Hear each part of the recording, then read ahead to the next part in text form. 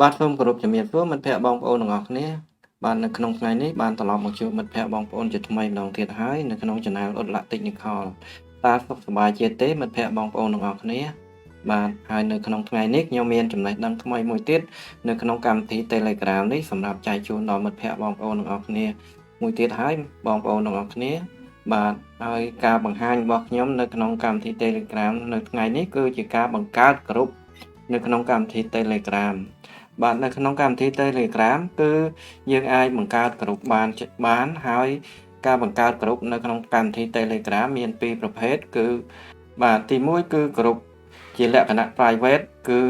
ក្រុមនេះគឺសម្រាប់ប្រើប្រាស់បានតែអ្នកដែលយើងអាចអនុញ្ញាតឲ្យចូលនៅក្នុងក្រុមយើងតែប៉ុណ្ណោះហើយអ្នកដទៃដែលយើងមិនដែលហើយអ្នកដទៃដែលយើងមិនអនុញ្ញាតឲ្យចូលគឺមិនអាចចូលបានទេបាទ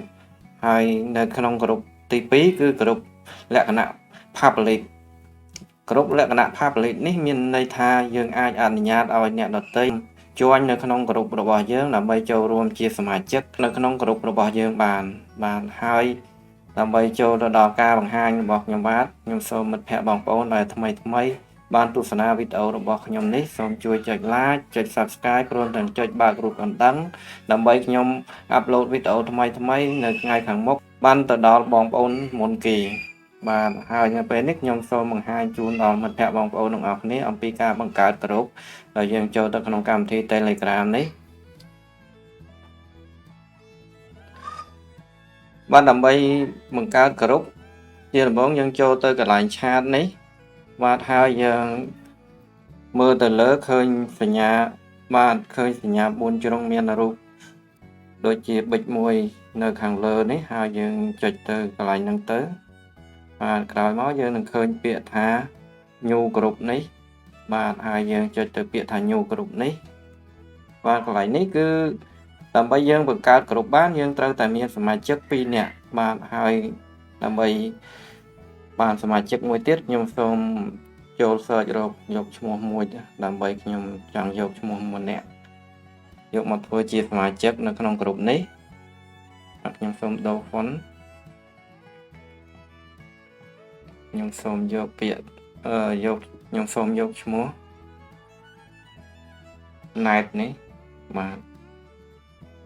ហើយខ្ញុំចុចពាក្យថា next បាទនៅពេលនេះខ្ញុំសូមដាក់ឈ្មោះក្រុមរបស់ខ្ញុំគឺខ្ញុំដាក់ថាខ្ញុំសូមដាក់ឈ្មោះជាភាសាអង់គ្លេសខ្ញុំសូមវាយពាក្យថា test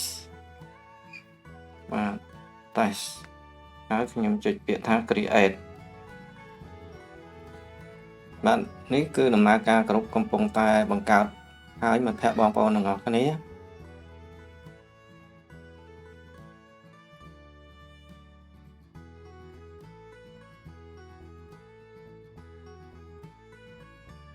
បាទនៅពេលនេះយើងបានបង្កើតក្រុមរួចហើយមិត្តភ័ក្តិបងប្អូនទាំងអស់គ្នានេះគឺសមាជិកមានចំនួន2នាក់បាទហើយដើម្បីយើងចង់បានសមាជិកបន្ថែមទៀតយើងក៏អាចចុចទៅពាក្យថា add member នេះក៏បានដែរយើងអាចបញ្ចូលសមាជិកបានបន្ថែមទៀតបាននៅក្នុងក្រុមនេះយើងអាចកែសម្រួលនៅចំណុចផ្សេងដែលយើងចូលទៅកន្លែង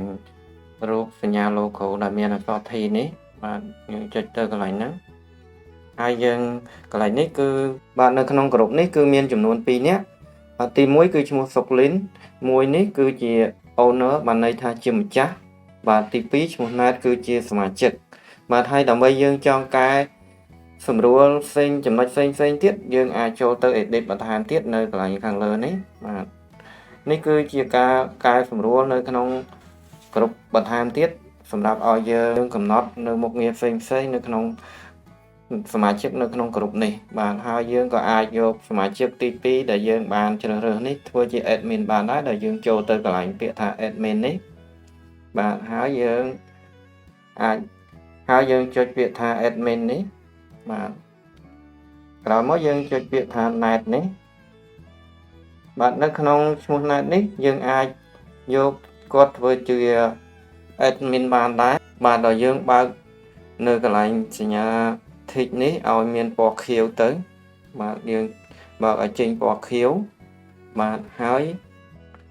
bạn dương ba port khêu tầng pi nơi cái loại này háo dương trực tiếp thật đàn này bạn ở bên này cứ mua nát này còn đừng bàn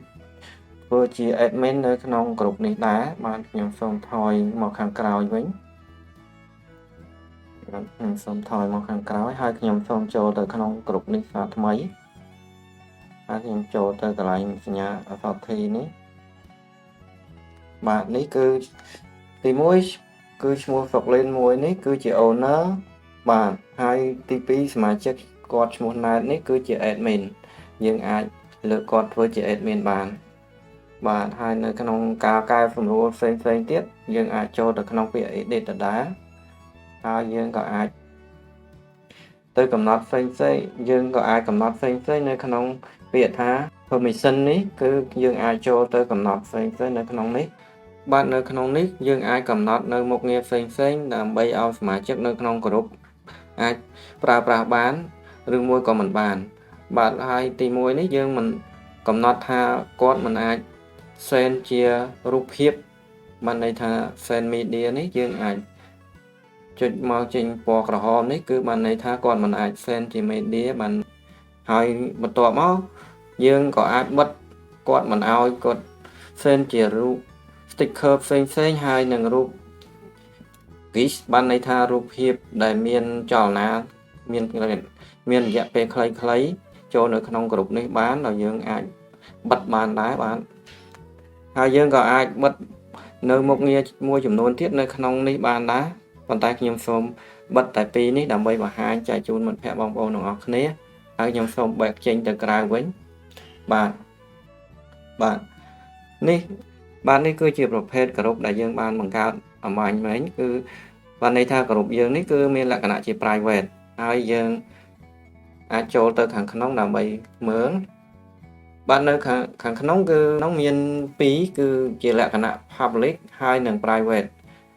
ហើយប្រសិនជាមិត្តភ័ក្តិបងប្អូនទាំងអស់គ្នាចង់ជ្រើសរើសយកមួយណាក៏បានដែរតាមតែមិត្តភ័ក្តិចង់បានប៉ុន្តែខ្ញុំសូមជ្រើសរើសយកពាក្យថា private នេះហើយខ្ញុំចុចពាក្យថាដាំហ្នឹងទៅហើយក្រុមរបស់ខ្ញុំនេះគឺជាលក្ខណៈ private បាទហើយការកំណត់ផ្សេងទៀតយើងក៏អាចកំណត់បានបាទនេះគឺជាលក្ខណៈទូទៅនៅក្នុងក្រុមបាទហើយខ្ញុំសូមបញ្ជាក់មិត្តភ័ក្តិបងប្អូនបន្ថែមទៀតគឺនៅពេលដែលយើងជាអ្នកបង្កើតក្រុមបានន័យថាយើងជាអ្នក owner នេះប្រសិនជាយើងធ្វើការ list ក្រុមគឺបានន័យថាយើងចាក់ចេញពីក្រុមនេះគឺក្រុមនឹងធ្វើការលុបជាស្វ័យប្រវត្តិហើយប្រសិនជាសមាជិកនៅក្នុងក្រុមនេះគាត់គ្រាន់តែចាក់ចេញគឺក្រុមនេះនៅតែមានដំណើរការធម្មតាគ្រាន់តែអ្នកដែលជាសមាជិកគាត់ចាក់ចេញប៉ុណ្ណោះគឺកន្លែងនេះខ្ញុំសូមបញ្ជាក់ប្រាប់មិត្តភ័ក្តិបងប្អូនបន្ថែមបាទដើម្បីបង្ហាញឲ្យមិត្តភ័ក្តិបងប្អូនបានឃើញជាក់ស្ដែងខ្ញុំសូមចុចពាក្យថា delete ក្រុមនេះបាទហើយខ្ញុំចុចពាក្យថា delete ទៅគឺក្រុមនេះនឹងធ្វើការ delete ជាស្វ័យប្រវត្តិឲ្យមិត្តភ័ក្តិបងប្អូនទាំងអស់គ្នាបាទនេះក្រុមបានធ្វើការ delete រួចអស់ហើយបាទនេះបាទក្រុមនេះធ្វើការលុបរួចអស់ហើយមិត្តភ័ក្តិបងប្អូនទាំងអស់គ្នាលែងឃើញឈ្មោះក្រុមបំបញ្ញមិញហើយបាទហើយការបង្ហាញរបស់ខ្ញុំបាទអំពីការបង្កើតក្រុមហើយនិងការ delete ក្រុមបានចូលមកដល់ទីបញ្ចប់ហើយប្រសិនជាមិត្តភ័ក្តិបងប្អូននៅមានចម្ងល់សូមមិត្តភ័ក្តិបងប្អូនទាំងអស់គ្នាខមមិននៅខាងក្រោមវីដេអូរបស់ខ្ញុំបាទហើយនៅខាងក្រោមវីដេអូរបស់ខ្ញុំបាទក៏មានវីដេអូថ្មីដែលជាចំណេះដឹងចែកជូនដល់មិត្តភ័ក្តិបងប្អូនទាំងអស់គ្នាបន្ថែមទៀតដែរបាទហើយខ្ញុំនឹងមានវីដេអូថ្មីនៅថ្ងៃខាងមុខដើម្បីលើកយកមកបង្ហាញចែកជូនបងប្អូនទាំងអស់គ្នាអំពីកម្មវិធី Telegram នេះបាទខ្ញុំសូមអរគុណបងប្អូនទាំងអស់គ្នាបាទសូមជម្រាបលា